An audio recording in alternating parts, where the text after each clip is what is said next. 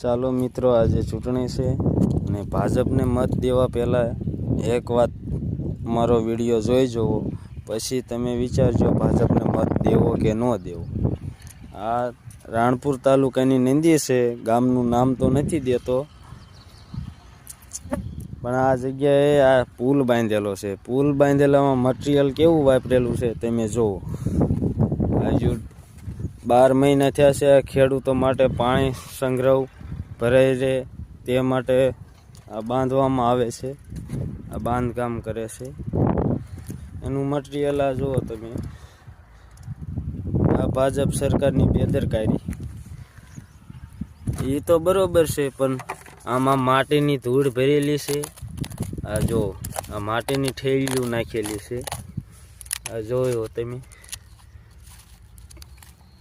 આવું કામ ભાજપ સરકાર કરે છે. એને મત દેવો કે ન દેવો એ તમારે વિચારવાનું.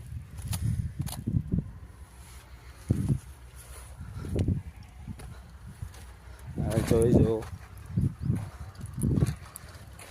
એવું એક જગ્યાએ ને આ બધી જગ્યાએ માલની જગ્યાએ આ ધૂળ નાખેલી છે. આ 12 મહિનામાં આ પુલ એકદમ કે તમે જે કહો એ આવો બની જાય.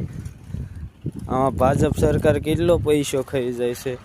ખાલી નામનું કામ છે.